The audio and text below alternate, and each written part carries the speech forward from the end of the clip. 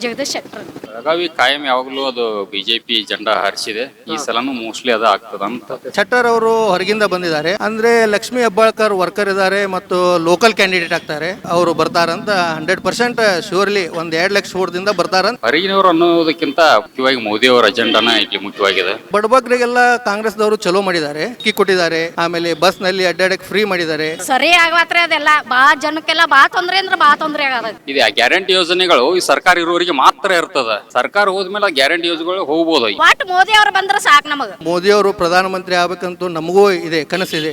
ಆದ್ರೆ ನಾನು ಹೇಳುದು ಬೆಳಗಾವದಷ್ಟೇ ಹೇಳ್ತಾ ಇದ್ದೇನೆ. ಬೆಳಗಾವದು ಕಾಂಗ್ರೆಸ್ ಆಗೋ ಚಾನ್ಸಸ್ ಬಹಳ ಇದೆ. ಓಲೈಕೆ ರಾಜಕಾರಣಕ್ಕಿಂತ ನಮ್ಮ ಜನರಿಗೆ ಏನ ನಮ್ಮ ದೇಶದ ಭದ್ರತೆ ಮತ್ತು ದೇಶದ ಅಭಿವೃದ್ಧಿ ಇವೆರಡೂ ನಾವು ನೋಡ್ಬೇಕು. ಹೀಗಾಗಿ ಬಿಜೆಪಿ ಬರಬೇಕು.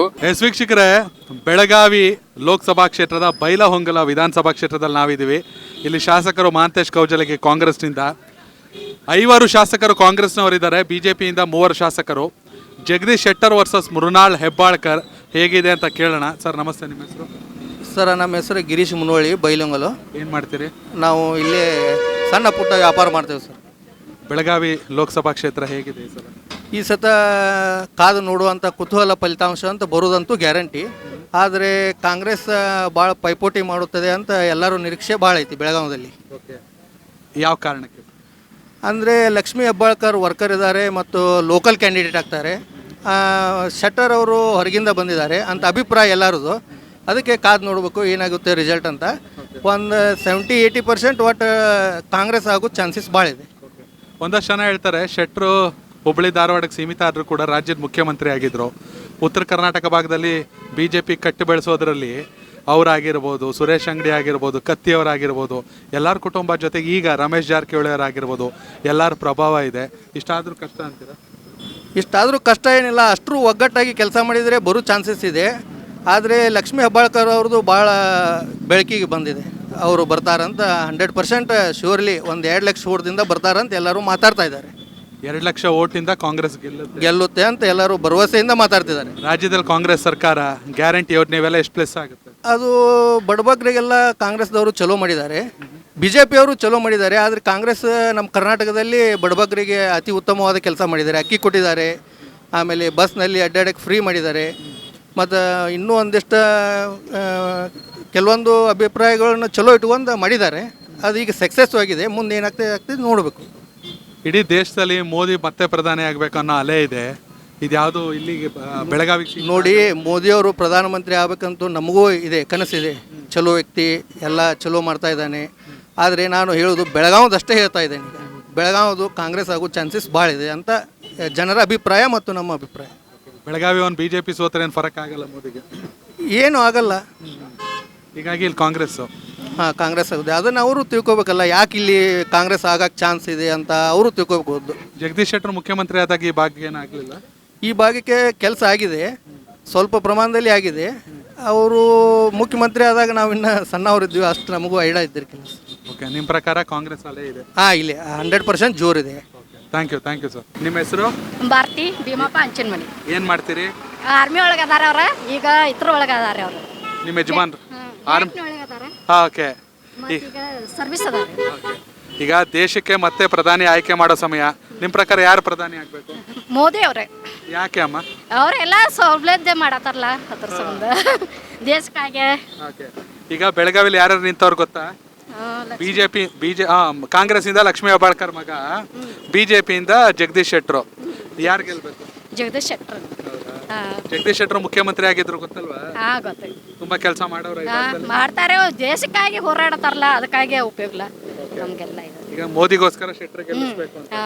ಮತ್ತೆ ಕಾಂಗ್ರೆಸ್ ಎಲ್ಲ ಫ್ರೀ ಕೊಟ್ಟವ್ರೆ, ಬಸ್ಸಲ್ಲೆಲ್ಲ ಫ್ರೀ ಓಡಾಡ್ತೀರಾ, ಅದೆಲ್ಲ ಸರಿ ಆಗವತ್ರಿ ಅದೆಲ್ಲ ಬಾ ಜನಕ್ಕೆಲ್ಲ ಬಾ ತೊಂದ್ರೆ ಅಂದ್ರೆ ಬಾ ತೊಂದ್ರೆ ಆಗದ. ಯಾವ ತರ ತೊಂದ್ರೆ? ಯಾವ್ದಂದ್ರೆ ಬಸ್ ಸ್ಟಾಪ್ ಇಲ್ಲ ಸರಿಯಾಗಿ, ಮತ್ತೇನು ಎಲ್ಲಿ ಹೋಗಿ ಅಲ್ಲೆಲ್ಲ ಬಾ ತೊಂದ್ರೆ ಆಗತೈತಿ. ಈ ಗೃಹಲಕ್ಷ್ಮಿ, ಕರೆಂಟು ಅವೆಲ್ಲ ಅದೇನು ಉಪಯೋಗ ಇಲ್ಲ ಬಿಡ್ರಿ. ಆದ್ರೂ ಮಾಡಿದಾರು, ಆದ್ರೂ ಮೋದಿ ಅವ್ರು ಬರ್ಬೇಕು. ಹೇಳಿ ಅಮ್ಮ, ನಿಮ್ಮ ಹೆಸರು?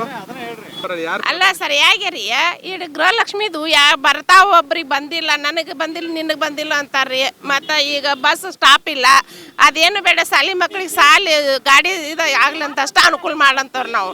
ಮತ್ತೇನು ಮಾಡಿದ್ರಿ ಒಬ್ರಿಗೆ ಬರ್ತಾವ ಒಬ್ರಿಗೆ ಬರಂಗಿಲ್ರಿ ಮತ್ತು ಓದಿ ಬಲ್ಲಾರು ಓದೋದೇ ಎಲ್ಲ ಕಡೆ ಹೋಗ್ತಾರೆ ಆಫೀಸ್ಕದು ನಮ್ಮಂಥ ರೈತರ ಮಂದಿ ಎಲ್ಲಿ ಹೋಗ್ಬೇಕ್ರಿ ಸರ್ ಹಿಂಗಾಗಿ ನೋಡ್ರಿ ಏನು ಮಾಡೋದ್ರಿ ನೀವು ಒಕ್ಕಲ್ತಾನ ರೈತ ಹಾಂ ರೈತರು ಏನ್ರಿ ನಾವು ಹಂಗಾರೆ ನಿಮ್ಮ ಪ್ರಕಾರ ಯಾರು ಬಿಜೆಪಿ ಗೆಲ್ಬೇಕಾ?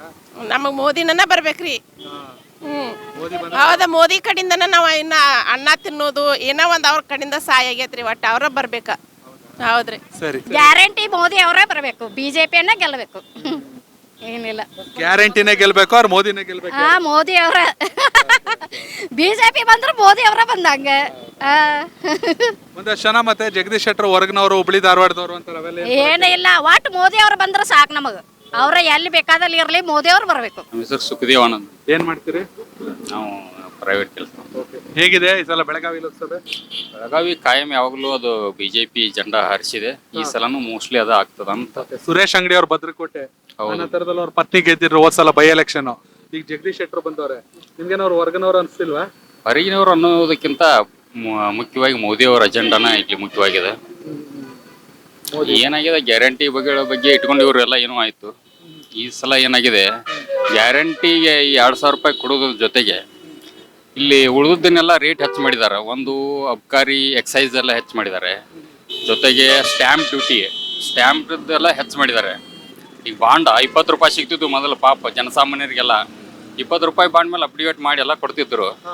ಈಗ 100 ರೂಪಾಯಿ ಬಾಂಡ್ ಮಾಡಿದ್ದಾರೆ, 5 ಪಟ್ಟು ಜಾಸ್ತಿ ಆಯಿತು. ಅದು ಜನರಿಗೆ ಕಣ್ಣಿಗೆ ಕಾಣ್ತಾ ಇಲ್ಲ.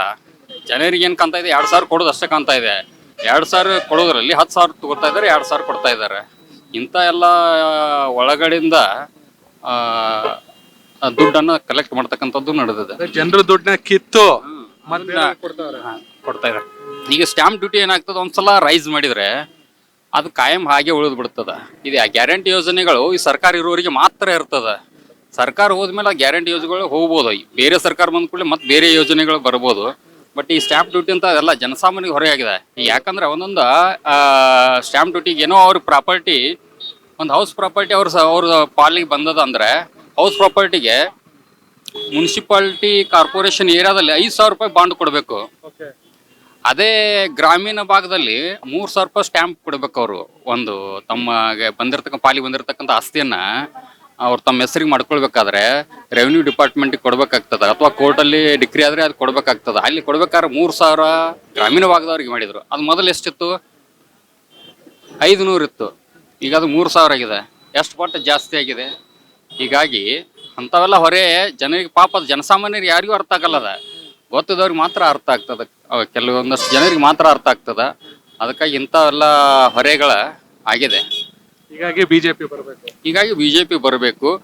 ಆದರೆ ಶಾಶ್ವತವಾಗಿರ್ತಕ್ಕಂಥ ಅಭಿವೃದ್ಧಿಯನ್ನು ನಾವು ನೋಡ್ಬೇಕಾಗ್ತದೆ, ಗಮನಿಸಬೇಕಾಗ್ತದೆ. ತಾತ್ಕಾಲಿಕವಾಗಿರ್ತಕ್ಕಂಥ ಅಭಿವೃದ್ಧಿಗಳನ್ನು ಮಾಡೋದಕ್ಕಿಂತ ಅಥವಾ ನಮಗೆ ಓಲೈಕೆ ರಾಜಕಾರಣಕ್ಕಿಂತ ನಮ್ಮ ಜನರಿಗೆ ನಮ್ಮ ದೇಶದ ಭದ್ರತೆ ಮತ್ತು ದೇಶದ ಅಭಿವೃದ್ಧಿ ಇವೆರಡೂ ನಾವು ನೋಡಬೇಕು. ಯಾಕಂದ್ರೆ ಜನಸಾಮಾನ್ಯರಿಗೆ GDP ಆಗಲಿ ಅಥವಾ ದೇಶದ ಅಭಿವೃದ್ಧಿ ಬಗ್ಗೆ ಆಗಲಿ ಅಷ್ಟು ಅರ್ಥ ಆಗೋಲ್ಲ. ಜನರಿಗೆ ಏನಾಗ್ತದೆ, ನಮ್ಗೆ ಏನು ಕೊಡತ್ತಾರ ಅನ್ನೋದನ್ನ ಅಷ್ಟೇ ನೋಡ್ತದೆ ಜನ. ಹಾಗಾಗಿ ಸ್ವಲ್ಪ ಅದಕ್ಕಿಂತಲೂ ನಾವು ದೇಶದ ಭದ್ರತೆಗಾಗಿ ನಮ್ಮಂಥ ಯುವಕರು ಆ ಮೋದಿಯನ್ನು ಬೆಂಬಲಿಸಬೇಕು ಮತ್ತು ಅವರನ್ನು ಆರಿಸ್ತಾ ಇರಬೇಕು. ಜಗದೀಶ್ ಶೆಟ್ಟರ್ ಗೆಲ್ಬೇಕು, ಮೋದಿ ಗೆಲ್ಬೇಕಂದ್ರೆ ಒಟ್ಟು ಬಿಜೆಪಿ ಗೆಲ್ಲಬೇಕು.